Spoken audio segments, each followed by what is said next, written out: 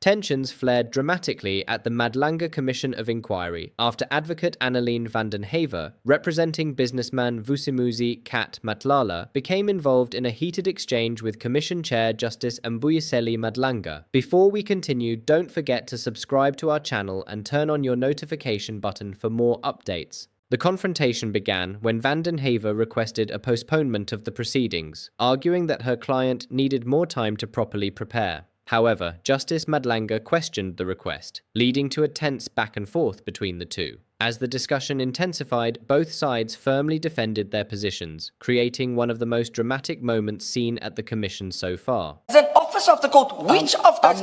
No, I will not give you time when you seem not to understand me. I am saying, I'm not interested in the nitty-gritty of what falls under the Section 35 bucket. I'm not interested in that nitty-gritty. I'm looking at the broader question of, on those issues on which there is no question whatsoever, which can be dealt with by this commission, and you've agreed that there are. On those questions, why can't those questions be heard before the criminal process has been finalized? Whether, even accepting, as you argue, that there are some issues coming out of the plea deal which fall under the Section 35 basket, even accepting that, you have said there are some which do not fall under that basket, and my focus is only on those aspects that do not fall under that basket. So clearly, what you've just said about the plea deal is irrelevant to my question. With the greatest of respect, it's not irrelevant, Chairperson, because I cannot at this point in all, as an officer of the court, distinguish between what we can answer and what we can't answer. We can only say to you, the only things... You will never understand me. Please go on to your next point. No, I do understand you quite clearly. The only issues that my client can answer, Chairperson, at this point, that we say that we form common cause on is who he doesn't know on the list of the 10-6. The rest of the issues, if I may please, the rest of the issues, I cannot say to you, I am prepared to answer this because I don't know if I can. I have not asked you that. You are trying to answer a question which I have not asked you. I have not asked you that question. I have simply not asked you that question. I am asking you a general question.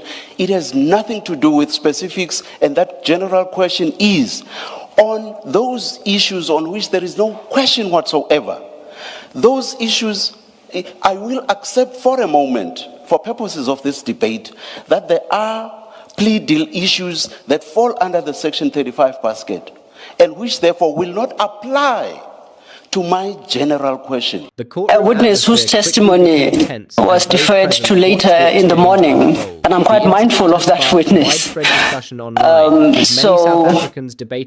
that constrains me significantly as to how I respond. So I will try to be as brief as possible. Was the request for a postponement and so doing perhaps to assist the commissioners. I would like to start with where my learned friend ended, which is an offer to file this. A witness whose testimony was deferred to later in the morning, and I'm quite mindful of that witness.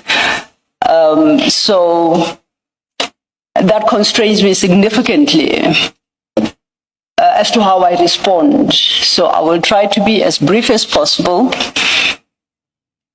And so doing, perhaps to assist the commissioners. I would like to start with where my learned friend ended, which is an offer to file the statement in 2 weeks. That effectively takes care of the first part of the ruling, or was it the second part, but one part of the ruling of the 7th to file in 2 weeks. We have spent over an hour engaging, my learned friend engaging you on matters that don't get to that conclusion. That's where she ought to have started and would have saved significant amount of time. I say this because on reading the affidavit in support of the application for postponement, one must bear in mind that we appeared before you on the 7th of July. Everything that is in that affidavit predates our appearance And it is at that appearance, notwithstanding the facts as asserted in that affidavit, an undertaking was made. So if those facts were not relevant prior to the 7th, and the very facts, notwithstanding the very facts, they were able to make specific undertakings, which included filing by the 8th of July and appearing on the 15th, I truly do not understand how then they become relevant come the 15th. They revive, they suddenly become relevant. The challenge with this application is nothing in the affidavit speaks to the period between the 7th and the 15th.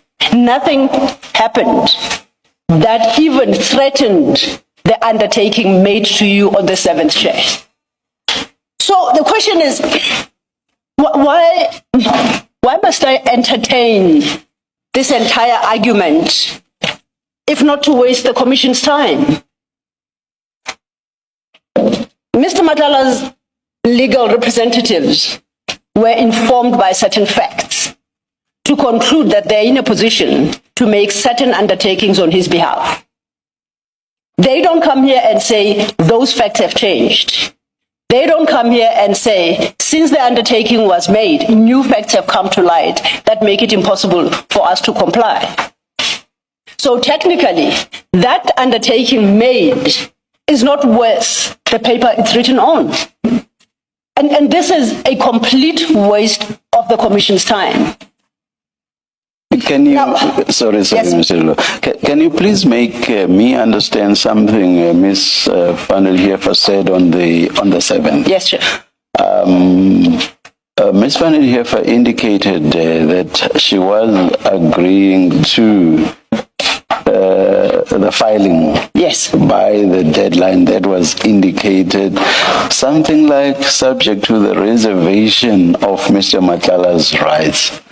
Even as she said that, I wasn't sure in my mind what exactly that meant. What was your understanding? My understanding... Of course, maybe I should have asked, I should have put that question to Ms. Van der Heever. It's a subject, of course, to Ms. Van der Heever confirming. Yeah. But I had understood that the proviso was file on the 8th, subject to Mr. Matlala's right to supplement statement filed.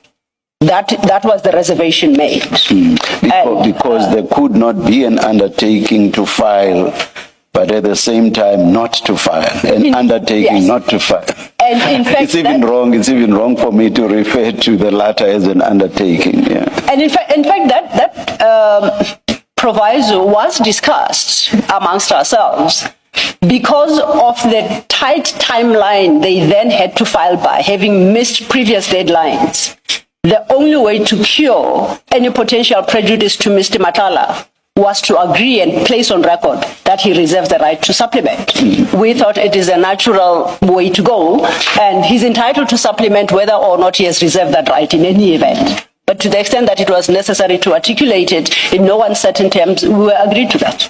So that was the proviso, Chair, that was touched. All right. Please, the finding. Please continue. Thank you.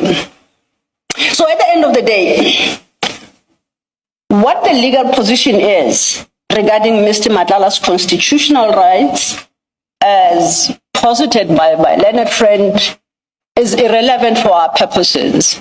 She may very well be correct, she may very well be wrong, but it doesn't advance the issue any further. Those rights existed on the 7th when she made the undertaking, unless she suggests that they have since or very recently been earned. I listen carefully and I resist the urge to argue that this is a moving target. And each time we think we've got the target, then that target is going to move. And we are continuously chasing a rabbit we cannot catch. And Chair, I implore you and commissioners to please put an end to this. Witnesses come here and make undertakings. They give dates. We work on a very tight time schedule. Either witnesses respect the rulings given by the commission and adhere to those rulings and file, or either appear on the dates that have been either directed by the commissioners or on which they have made undertakings, because otherwise it makes the work of the commission impossible. we now have to change things about. We now have to find another slot for Mr. Matlala. We now have to plan for him when to give an affidavit, a statement, and to find a slot. And all this time, it's in circumstances where this commission has got a limited time span left to it. I'm concerned about the approach being adopted by Mr. Matlala's representatives, and I don't think it is particularly appreciative of the challenges that the commission faces. As to whether or not the commissioners and the chair will permit the rulings handed down to be wantonly disregarded as for the commissioners to decide. But I wouldn't be surprised if the commission holds a dim view of that. So, the difficulty we have, or I have personally, listening, is, and I do accept that I possibly misunderstand Ms. van der Heever. The plea agreement with IDEC, the aborted or stillborn plea agreement with IDEC, at the risk of stating the obvious, that has got absolutely nothing to do with this commission. What this commission is interested in is its terms of reference. It's interested in the issues that were raised in the Rule 3 notice that was served on Mr. Matlala, as well as the subsequent Regulation 10.6 notice. That's all where this commission is interested in. I'll rephrase that. That is all the evidence leaders have indicated they are interested in. The commissioners may expand those issues. What position Mr. Matlala assumes in response thereto is his choice. We desperately do not want to be a part of a discussion on how does he respond to a particular question.